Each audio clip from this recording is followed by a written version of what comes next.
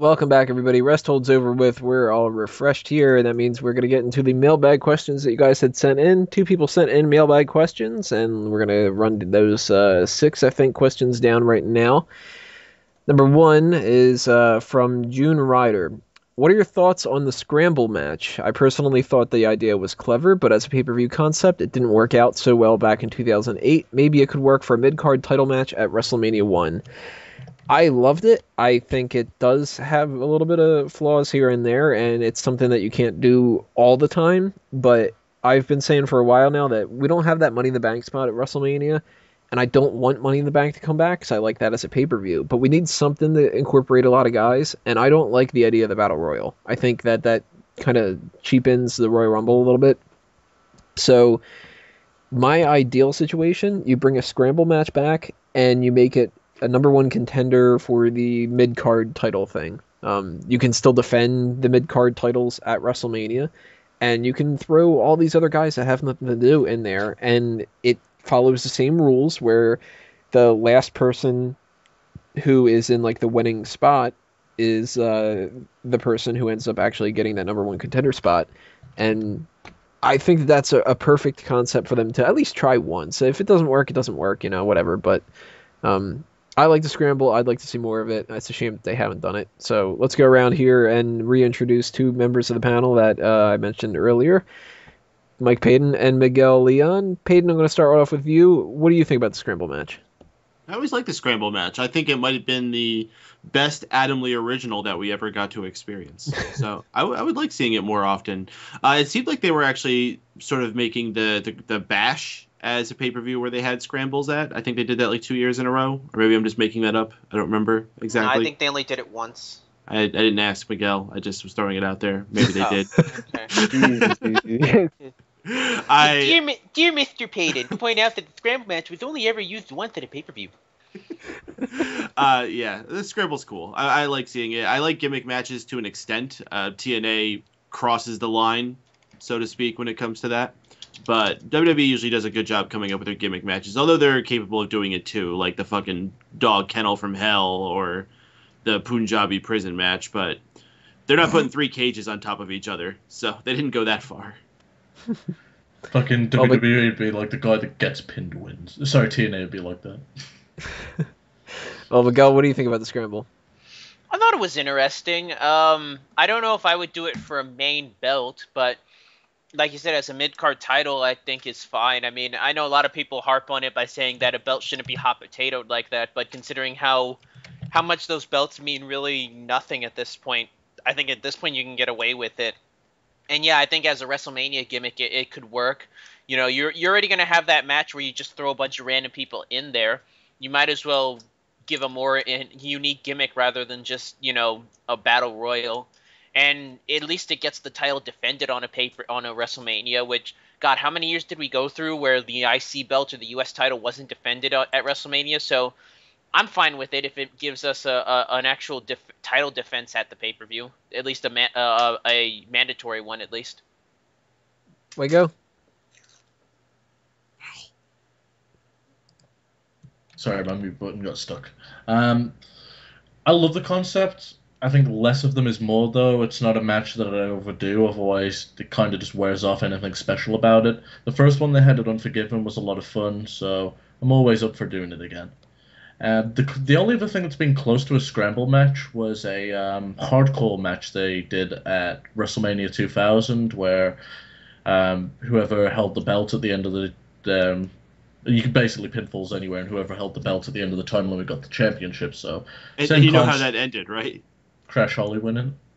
No, Hardcore Holly actually won. Crash Holly was supposed to win, but Hardcore Holly hit him over the head with this glass jar, and it actually legitimately knocked out Crash Holly, and he was unable to make the kick out at the end. So Hardcore Holly got the pinfall and won the title accidentally. Yeah, I always remember that ending being a clusterfuck, but I could never figure out what it was because I watched that as a kid. They've done that other times also. Unforgiven 2000, they had a hardcore invitational. That was the exact same thing. I remember that because that was like the second pay-per-view I ever watched. But hey, let's not forget that the championship scramble is responsible for giving us the interim champion of the Brian Kendrick. I know, man. It was good times. But I always liked that, so I'd be up for making the scramble match even more insane and add in more wrestlers and shit. I know it's most unlikely that we'll get any false count anywhere like we did with the hardcore title, but I'm up for up in the ante. I really liked that. 30 people in a scramble is fucking insane. Fuck, do it. Like the titles. I would watch it. I The clearly I titles would are love that to see fucking one. meaningless right now. Why the fuck not? Use Sheamus's belt. No one cares about that. Drew, what are your thoughts on the scramble match? Something you're fond of? Something you don't like? Not just fond of. I loved it. It has some flaws. It couldn't be done too often. I think it would be a perfect way to get it. You're reading Tony's answer. Get a bunch of people involved in the match. Yes, he is. At WrestleMania, replacing the Money in the Bank. The Battle Royal concept shouldn't be done every year as we All right, have so Sean, what do you up think for that. about the Ideally, I like way to too see a articulated scramble for match Drew. at WrestleMania 31 to determine the number one contender from for the the finish. Intercontinental Championship, which at that point I'd have already Oh, look, merged Drew's with the being United ejected States from the call. Championship. It would be defended on the World Meow. WrestleMania card as a high-profile match. However, I would personally have it on like the pre-show to build up for that number one contendership for the main card. And this is how you use correctly. This is how you correctly use the term buried. Drew buried that joke. Give the little guy credit. At least he got it word for word. Like that's that. I got to give him credit for that. To have memorized all that in one shot. That takes stamina, kid. I'm just shocked he didn't Thanks. fucking stutter. Yeah. You could tell though So- he was about to break. Like. We could do a fucking. We're talking about TNA. So what do you think about the scramble match, Sean? I like the concept, and I want to bring it back for just Nights of Champions. Just fuck it, make that a gimmick every year. Scramble match, not a champions for the WWE Championship. I'd watch it. It's a match made in heaven. Yeah, when you get to a point where you don't have that many titles anymore at Night of Champions and it kind of renders the pay-per-view pointless, why not do something special? Like, actually, they did that thing before with I think it was Night of Champions, where they had the 3 world champions against each other. Why not do something like a scramble match with all of the champions against each other, and then, I don't know, they win an extra championship or some bullshit. I don't fucking know. I didn't think this out, but do something different every once in a while. That would be fun. All right, so we've got a bunch of questions from Andre Rosa here. Let's start going down on those. And these are more unrelated to the wrestling side of things and more just grab bag of random stuff. So these should be fun. Number 1, what would you say is your best and worst childhood memory? I couldn't really think of anything. I guess I just had a decent enough childhood, but nothing crazy. So I couldn't think of anything for either of these, unfortunately. Peyton? I'm sorry, what was the question? Best and worst childhood memory. I guess best. I'm just gonna go with the cliche answer of Disney World, because Disney World rocks. Or anytime going to Florida, because Florida was where my grandparents stayed, because it was warmer down there. And anytime we went there, they lived near Orlando, so I was in close driving distance to both Disney World, Universal Studios, and Kennedy Space Center. So anytime we went down there, I always went someplace awesome. Kennedy. Kennedy. It actually lives like right near the Kennedy Space Center, so I thought that's interesting. But any bad memories? I don't know. That time that... No, I was a child in the 90s, and the 90s were awesome. There's no bad memories. Exactly. Damn it, I was 2000s. Yeah, 2000 sucked. Yeah, Sucks you for got you, you bud. got all this shit. No, he just was so fucking awesome. It's Poor true. Drew. He's in the late stage millennial age. I was gonna No, say, no, I fucking- was born in. I was raised in the late 90s. I was gonna ask, like, you say in childhood memories, did we just ask Drew what he did last week then? What did I do last week? That's a good question. I don't know. I can't really remember much. He's probably riding your bike doing a podcast like a fucking idiot. I did it. That's all that matters. Yeah.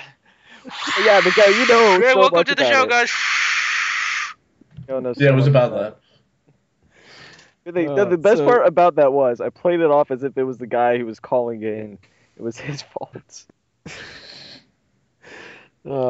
So now we know that. So now when you call in again, you can blame Drew for that. Miguel, your best and worst childhood memories?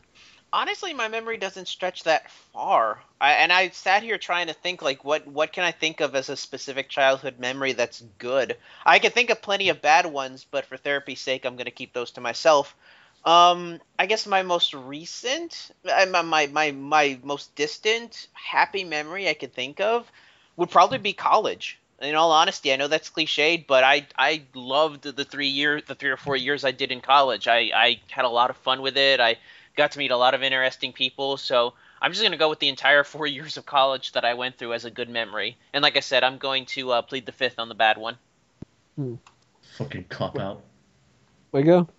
As far as favorite childhood memories go, I had a hard time thinking of anything specific, but as a kid, just fucking playing wrestling with my friends or sitting around the PS1 playing Tekken together is always awesome. So, just hanging out with friends in general.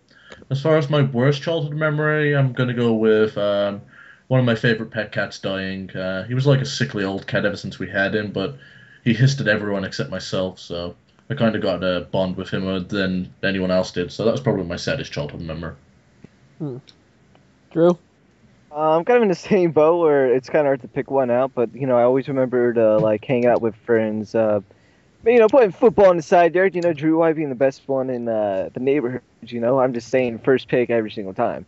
But that maybe playing some Mario Party was the two I remember the most. A bad memory, I think my worst memory would probably how everyone most people have like that animal growing up with, and you're like, oh, never leave me, and then they die. Yeah, see, my dog died, but the issue was it died on my birthday, so that was not the best birthday I've ever spent. It was actually one of the worst. But something like that, it was just kind of, at the time, it was like they played off as if the dog ran away, but then they told me like 6 years later that it died. So I was like, oh god. I was like, Jesus. They kept it for me for 6 years. I got hit by a cop car. Thank God I was asleep, because the cop brought the dog up to my house like, hey, here's your dog. I accidentally hit it. I was like, ooh. Not cool. So yeah, that might be the worst. I have another one, but it's even longer than me rambling right now, so I don't want to go into that one. Sean, best and worst? This is gonna sound sad, but my best childhood memory is going to a supermarket opening, and all the Power Rangers were there, and they gave us all Power Ranger action figures. That's my best childhood memory. Sad, I know, but I was a big Power Rangers fan. My worst childhood memory is thanks to my sister. She almost cut my thumb off. So yeah, it was hanging up by a piece of skin, and I had to get rushed to A&E, and that was pretty awful. Was it your wanking hand? No, it was my left hand. It was my left thumb. Oh, I thought that's why it was your saddest. I was 5 years old at the time. Walk it off. Shake it off. Just put a band-aid on it. It's fine. All because a VHS tape got stuck in the VCR. My dad wanted to get a knife, and I grabbed the knife on the blade, and my sister grabbed it by the handle, and she was pulling, I was pulling, and just rub a tussle. It'll be fine. So after everybody was talking, I was trying to think of some different ones on my own as well, and I thought of one bad one, and I couldn't think of any particular good one, because I kind of agree with the idea of like just playing and like the action figure kind of stuff and old movies that you would go see in the theaters and all that. Like a lot of good memories like that stuff, but none of them stand out as a particularly good one above all the rest. But there is one bad one that I could remember, and it ended up not being really a big deal, but at the time it was like crazy fucking stressful. I was at my local mall, which is actually only a few minutes away from my house. And it was never like the biggest mall rat at that time. Eventually it did become a huge mall rat, but I was there with my mom, and I was about like, I think 6 or 7 at the time. And my sister and her 2 friends or something. And the 3 of them went off on their own. And not like 5 minutes afterward, we heard gunshots, and it was like a legitimate like shooting in the mall. And the first thing that we heard from people that were like speculating about stuff was that they heard that a couple of girls got shot right at the store that they were planning on going to. And we were just like, fuck, it's got to be them.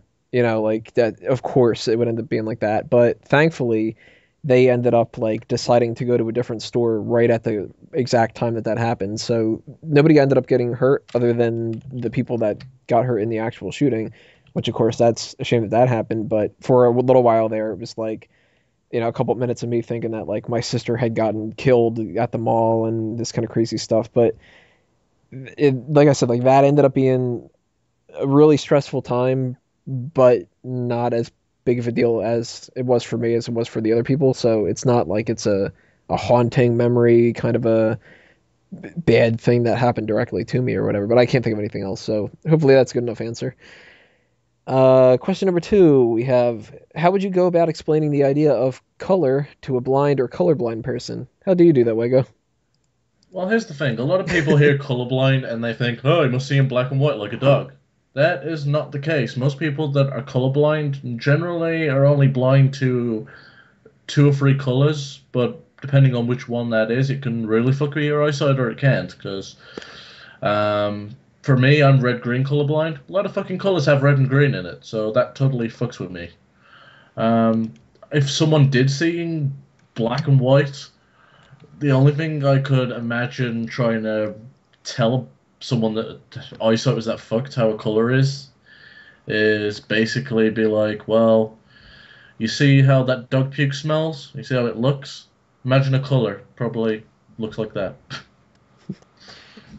I would think that the best way to do it would be to compare taste, because that gives something that you can use as like a foundation of like... Don't make them taste dog puke, dude. That's wrong. No, like, you know, if you have something salty or if you have something sweet, it's a completely different reaction, and colors are completely different from each other and all that. That's the only thing I could really think of, but even when it comes to colorblind blind, that's a big difference as well. So Peyton, how would you describe color to blind/colorblind people? As much of an asshole as possible, I guess. I don't know. I really don't know how you would do something like that. I always actually wondered, like, even us who can see the colors and everything like that, like, what if we don't see the same colors? I've Like, always thought that what too. if what I see as blue is what looks like green Green for to me me. to you? Like, yeah, Right. what would that? What Well, if that was like? Everybody's actually meant to be colorblind to one color at least, so... Really? Yeah, and you Yep. don't really notice it unless you're doing very minute tasks where you figure that out. For example, my family's trade is doing custom automotive paints, so I was really fucked when it came to that. But it's like my dad's particularly colorblind to doing white color matches and tinting it the right way. My brother can't do yellows for shit. Everyone's got the one color that they're slightly fucked on. You might not notice day to day, but when it comes to doing those minute tasks, you figure it out. Huh. Wonder what I would end up being. I think I'm pretty sure I'm perfect. I'm an artist. I would notice if colors look weird to me. But that thing that you bring up about the different colors looking weird, I've always thought the same thing too, because it's like you can't describe it in any way to counteract that point. Like if I say like, well, this is yellow, and you'd be like, yeah, of course it's yellow, but that's because that's always been yellow to you, and it's always been yellow to me. And I might be looking at something that's yellow, and it's yellow in my mind. And if I, we traded like one eyeball or something, and it was like, holy shit, you're looking at it and it's fucking purple. You're wrong. That's not yellow. And you're like, no, you're wrong. That's fucking yellow. So that alone is fucking crazy enough to think of, let alone somebody who is into completely colorblind or blind entirely, because then you can't be like, when you're looking at you can't even start it off that way. Miguel, how would you describe this? Well, let me first say 2 things. The whole plot line you just said about seeing colors differently for people's eyes, I think that's a plot element from John Carpenter's They Live, I believe. Really? Yeah, where it's revealed, and spoiler alert, it's revealed that the aliens in the movie have actually set it up so where the world is actually black and white, and the aliens make it so that we can see color. And Roddy Piper finds out about this, like, you know, that they've done like this like spectral wave or something that makes it so that we see color, even though in the real world everything is black and white. That movie something sounds like fucking that, I retarded. Yep. They Live is a weird film, but I would definitely suggest watching it. I heard it's really good. I'm gonna pass. And the second thing I want to say is I was actually wrong, Peyton. You were actually right. They did more than one scramble matchup. They did one at Unforgiven and one at the Bash. Well, I'm sure that's relieved Peyton tremendously. Other than that, I have nothing else I could really say about this. This question's kind of silly. Yeah, give us better questions. Yeah. I like these questions. Sean, what do you think about the colorblind situation? I suffer from seeing purples and blues. So, yeah. Between those two? When they're mixed together, like You're red colorblind. Black. It fucking confuses the shit out of me. But yeah. That does bring up an interesting question, since Wago, you're colorblind to red and green, considering red, green, and blue are the three spectral colors of TV. Does that mean you have trouble seeing stuff on TV? I can't. No. Well, I don't know. Fucking, I probably have trouble seeing some of their colors, but I see Roby shit every week, so I'm fine. I don't think that's a color issue, but. And TNA comes up brown a lot, but. But to answer the question, I have no idea. You're not missing a lot on colors. But sight, if I was blind, I think I'd shoot myself. I'd rather be deaf than blind. If anyone needs any salmon logos, give me a hookup. Drew, what would you do to describe color to a colorblind or blind person? So just imagine, all right, so a blind person's like, okay, so you just imagine seeing something that has color. Yep, that's it. And then someone who's only colorblind's like, okay, take that, put a color with it. Then you got colors. Well, that solves the issue. Then they're like, well, I know exactly what you're talking about now. It's better than some people's ears. It's better than Peyton's back well explained like an asshole. So hey, at least I'm giving an explanation. I was just vague and joking. You actually went into like detail about it. No, I didn't. That's like jerk. How did I go into detail? I'm like, yeah. Yeah, they'd be like, what the fuck? Has this kid got Down syndrome? How would you explain it as an asshole, though, Peyton? Would you be like, all right, listen, jerk off? No. Come It's like, here, blindy. I'm blind. Yeah, I can see color here, so I can explain it to you perfectly. All right, see that color? Yeah, it has a color to it. Look at me when I'm talking to you. Wait, oh, my bad. We're going a long way. Next question. What film would best describe you as a person? Maybe a little bit of Stranger Than Fiction, I don't know, but I can't think of a film. I could only think of a TV character, and that's Ted Mosby from How I Met Your Mother. Yeah. Other than that, film-wise, I mean, I'm not pulling a Terminator. I'm not flying around Superman. Like, I don't know. I can't think of any for that. Peyton, do you have any films that describe you? I am Jack Black from School of Rock. I knew you were going to say that. I knew it. No, you said Jack Black. No, as soon as you said Jack Black, I'm like, oh, he's going to say School of Rock. Well, I was debating if I was going to say School of Rock or... that shitty movie he thanks. did? Yeah, there's a lot of those. Nacho Libre? No, Be Kind, Rewind. God damn it, will you let me answer it? I think I know the answer more than you guys. Gavel. Yeah. See, I thought, if anything, you were going to go with High Fidelity. Oh, that's a good one, too, yeah. So basically Jack Black from 3 films. Or King Kong. Because I'm a filmmaker who would totally go on a wild adventure like that. So I'm basically just Jack Black. Miguel, any movies that describe who you are as a person? Not so much movies, but there's one actor that I hate, but I gotta admit he does kind of play that awkward character that I think I kind of fit into, and that's Michael Cera. Just take Michael Cera in any of his movies, since he's basically the same character in them. Miguel. What, did I take yours? Well, actually, yeah, I it's have a kind of movie. obvious. Yeah. I'm Michael Cera. You gotta pick someone else. Come on. Well, didn't we already establish that when we were doing the mailbag question before of Yes, who I'm looks Michael like Cera. what? That Drew's Michael Cera and you're young Eric Estrada, Miguel. Yes. All right, fine. I'll be Chips the series then. No, he was also John Leguizamo.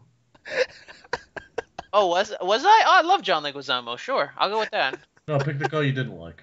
I like John Leguizamo. I actually find him funny. Sean and Wago weren't part of Smack Talk at that time, so I really want to know who you guys think would play them in a movie too. That'd be curious to see what those responses are. Here's the thing, though. Like in the case of Wago, he looks nothing like he sounds. It was actually surprising.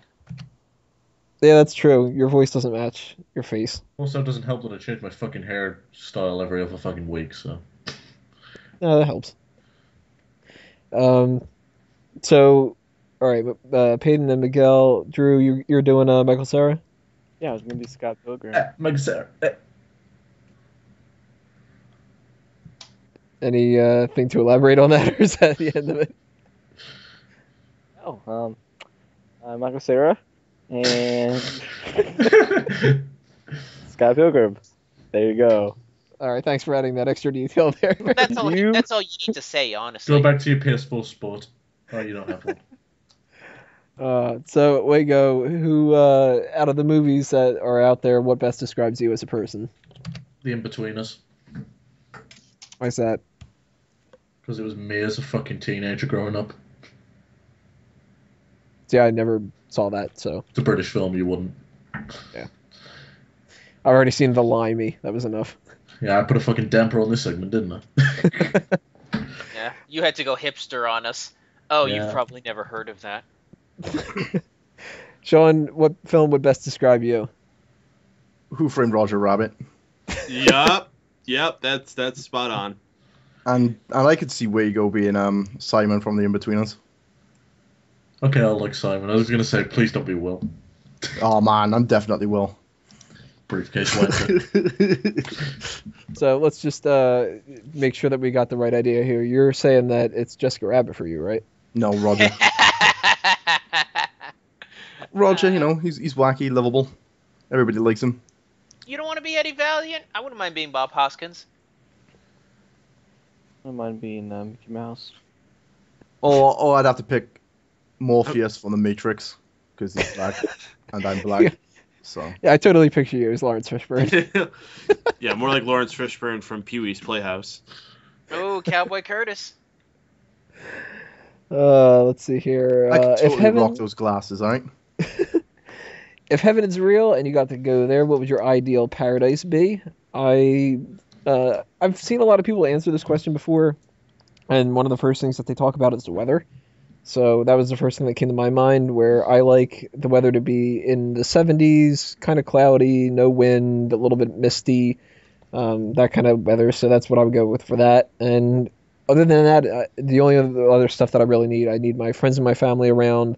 I need some of the things that I just like of everyday life, good food and,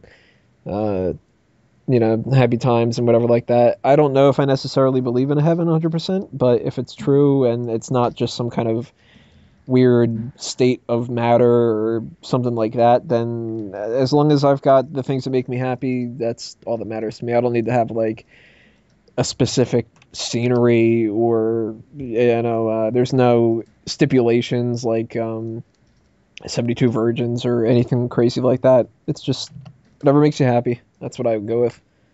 Peyton? Let's see. I would need like a chocolate milkshake fountain for me to just drink from whenever I want. A stack of pizza boxes filled with pizzas as high as the eye can see that never stops being hot, delicious, or fresh.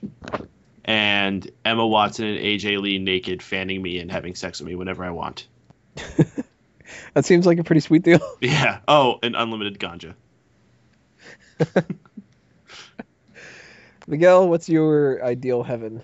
It would be a combination of the weather from San Francisco, the legal system of Amsterdam, free hookers and pot, the culture of Seattle, and the That's pretty much it. Combine Seattle, Amsterdam, and San Francisco together. That would be heaven for me. Now, see, with your luck, you're going to get the weather of Seattle and the culture of San Francisco. Yeah. That would be so terrible. Always rainy. All right, Wago, what's your heaven? All right, I got a bit of a list here. So first off, no Drews allowed. You can have one, just no Drews. You can have Drew Carey there. Okay. No gummy candies. I fucking hate those things. That's an oddly specific thing. Ziploc bags are banned. I don't know how people use that shit. That fucking pisses me off. What? Not even the ones that have that little, like, the easy zip kind of things? Yeah, that's cheating, though. You mean the ones that you have to, like, snap? Yeah. Fuck those things. Yeah, you see what I mean? Heaven should totally not have those. No one complains if I don't cut my toenails, even if they're poking a hole through my sock. Call of Duty is banned from existing, and any 11-year-old that ever played it, we get to throw rocks at. Farts smell like cotton candy, because everyone in my family has fucking IBS. Alberto Del Rio is a piñata. We have a shit ton of anime, Indian, Mexican, and plenty of spicy food. Pro wrestling storylines that make sense. No one ghetto. And lastly, if you utter the phrase, "that was wicked," I get to kick you in the dick. That was wicked. I can vote for that. Does my So you head would be sound able pretty to- badass? So we've established a lot of different things through your one. Number one, you hate Ziploc bags with a passion. And gummy And apparently gummy candy, too. You recently got into an argument with Jonna about your toenails. Somebody, when you were taking that little leave of absence and on vacation in England, somebody really ripped a horrible fart. And the last time you played Call of Duty, some little kid really ripped into you. Yeah, about right. Drew, your ideal heaven, what is it? Have you seen This Is the End? It'd be like Nope. that. Nope, I have not. Well, essentially, they Wait. get to heaven eventually, and it's whatever you want.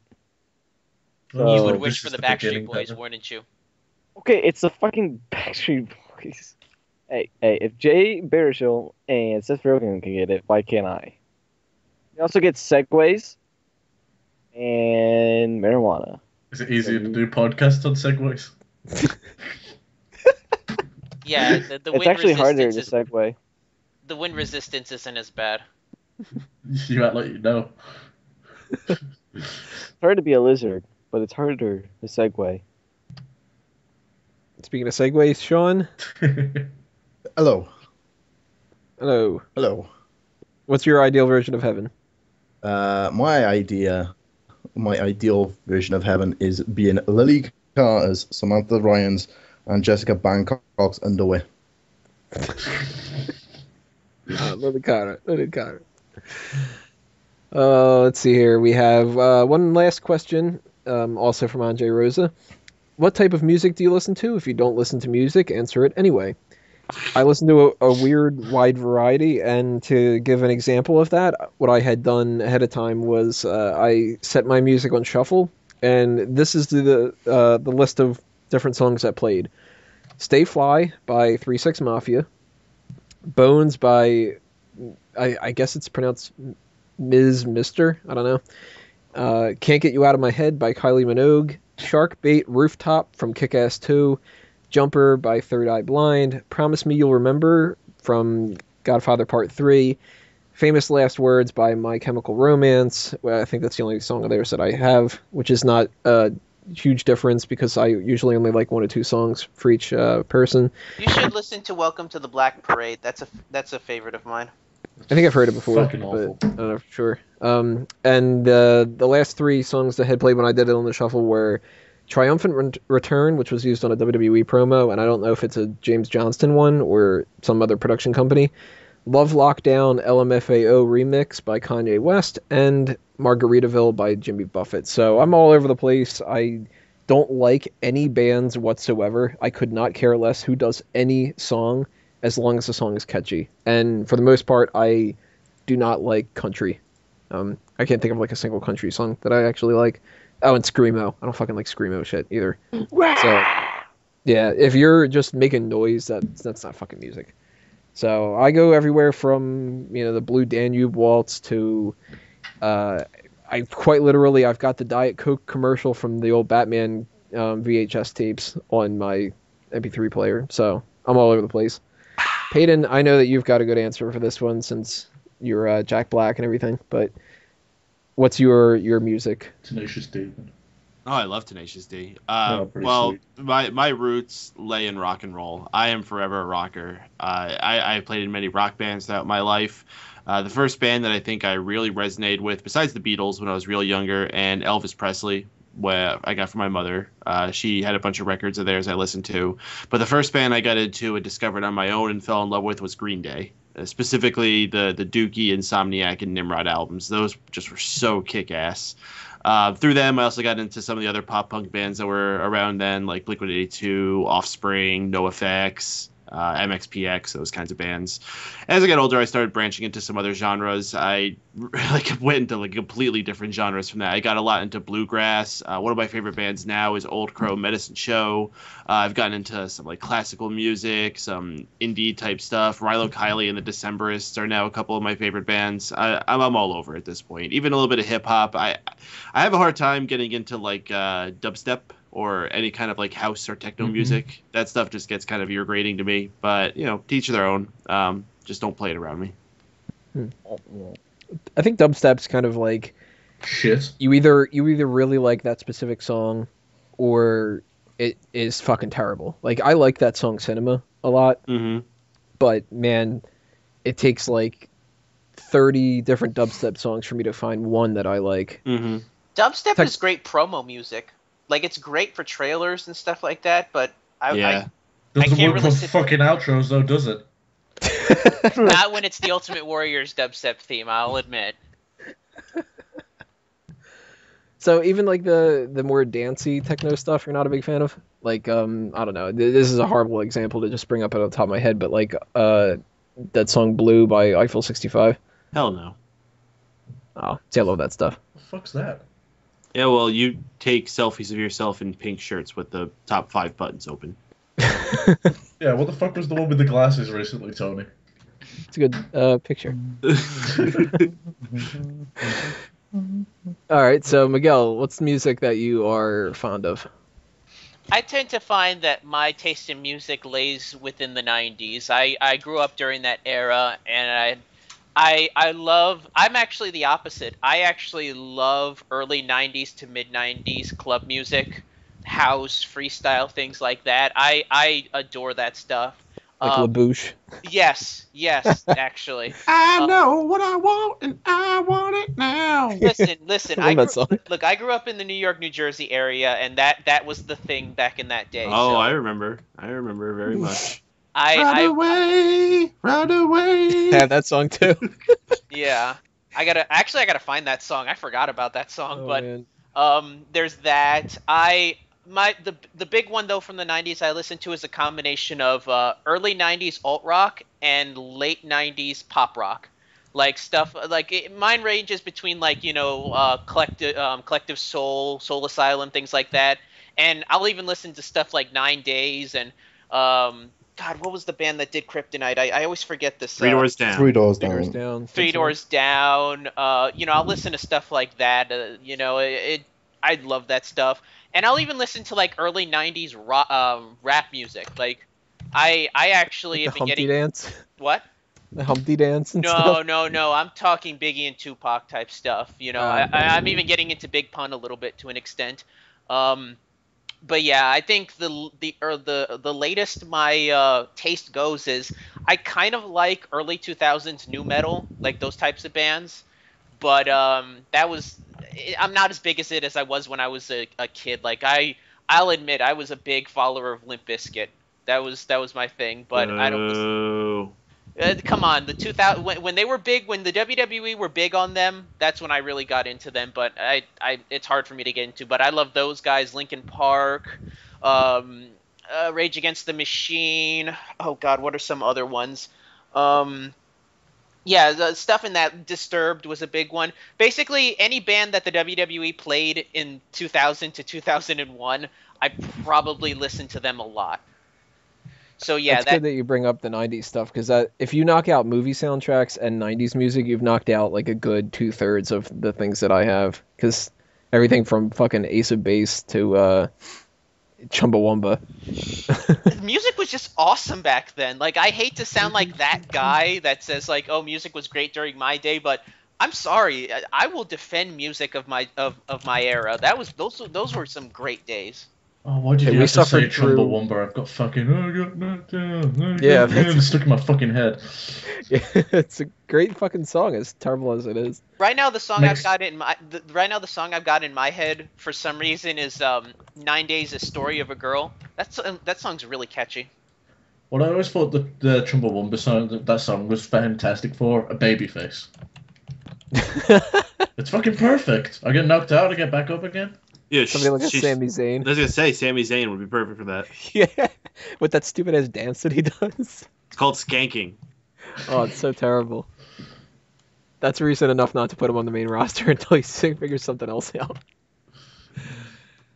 So Wago, your music, what is the stuff that you listen to? I just threw a list together of different artists that I listen to, and this is a small list compared to my whole iTunes, but The Prodigy, Rise Against, Paramore, Three Doors Down, Eminem, DMX, Enter Shikari, Shut Down, The Fray, Three Doors Down, Blink-182, Our Lady Peace, Professor Green, Sum 41, Stained, Trapped, Guns N' Roses, Bowling for Soup, Saxon, U2. I noticed a lot of early 2000s alt rock in that. So, yeah, that. Yo, Wago, did you see you get U2's new album for free? No, but I will go download it. Yeah. U2's newest album is out for free for all iTunes users. It was one of the things they announced with the new iPhone and Apple Watch, which are both awesome. God, you're still an Apple fanboy. Mm-hmm. Drew, what's your music? Shit, I have a wide range. I don't know if I'm gonna go Miguel Long in this one. I remember the first band I ever really liked was Green Day back in like 2001. Minority was the first song I ever heard by them, and I've always been a fan of them ever since. Shit. I've always liked Michael Jackson for some reason. Don't know why. My dad used to play drums, so I'd always listen to rock albums. So Boston, for example, I have their first album on Hell record. yeah. I know. Peyton likes them. Mm-hmm. Do you have them on a record as well? Yeah, I posted an Instagram picture of it the other day, actually. Yeah. Yeah, that's what I was thinking. I thought I saw that. Yeah, that's one band. You know, I've indulged a little bit into rap music. I've dabbled a little bit, as one might say. I listened to a little bit. Yeah, here. like that. You did that one rap outro for us. Exactly. That was so great. It's just- you know, usually when I go to bed, I listen to classical music, mainly Beethoven. Don't know why. It's just something I've always done. Stuff like that. Beethoven. Nowadays, I listen to a lot of 21 Pilots. I think that's what I listen to right now. Logic, he's a rapper. He's someone I listen to quite a bit. I remember, like, in 2008, I was going through my Seth Rollins teenage rock phase, and I always listened to Nirvana. But, I hate my dad. He didn't buy me a PS4. and now I realize Nirvana is really, really, really fucking overrated. Yeah, they are. Yeah, they fucking are. They fucking suck. I actually, Smells like Teen Spirit. Decent song. The rest of it, fucking shit. I would actually rather listen to "Smells Like Nirvana" than "Smells Like Teen Spirit." Oh yeah, that's another one. Weird Al. I always listen to him whenever I yeah. like. Weird Al is like the best person to listen to. I really hope he's able to do the Super Bowl halftime show this year. I know it's not gonna happen, but if it does, that'll be fucking amazing. I don't know. I always have a lot more. I could just go through my iPhone if I really wanted to. But the thing is, I'm kind of like Mango, where I have like one song from a lot of people. I have some CFO $ songs in here, if that counts or something. I got a Demi Lovato song. Probably not proud of that one.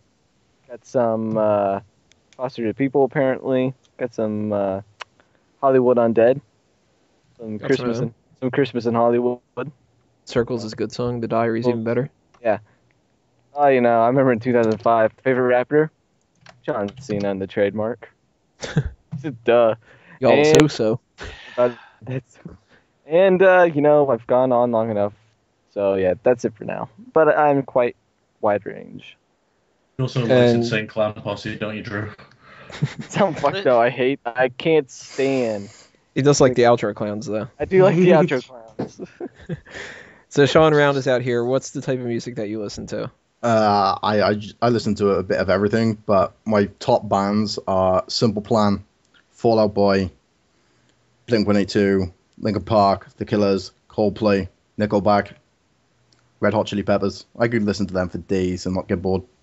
Love That's me some another one. Coldplay. Red I Hot love Chili Coldplay. Peppers is another band. Coldplay's actually one of the only things, one of the only bands that I actually have like more than one song of. And it was all yellow. I love the Red Hot Chili Peppers, but they have same song syndrome. A lot of shit sounds the same. I used to like them, but at the store I work at, they play Danny California on the soundtrack Oh. every single night. So Like I'm kind song. of a little bit burned out on Chili Peppers right now. My favorite Chili Pepper song is Underbridge. Oh, that's a classic. I love Good that song. Aeroplane's On pretty sweet. News, obviously. Can't stop is mine. Didn't they do the WrestleMania 24 theme? Wasn't that Snow? I was about to say I actually really like Snow. I like that one. All right, guys. Well, that's the mailbag. Thank you for sending those questions in. Next month, we'll do that again. So if you have any questions that you'd like to know our answers to, go ahead and send them in. You can send them in whatever you want. Actually, the question from June Ryder was like 2 days after we had done the other mailbag. So I keep track of them. And if they come up at the top of your head or something like that and you want to toss them before you forget about them, just send me an email and I will add them to the queue. And next month around, I think probably the middle of the month, we'll be answering them again. So thank you again for those who sent them in. We are going to do Tap Out in the next segment, which may or may not be a long one, probably a short one. And then we will do the Fantasy League trades and updates, and then we will say goodbye to you guys. So stay tuned, click on that next video. We will see you there.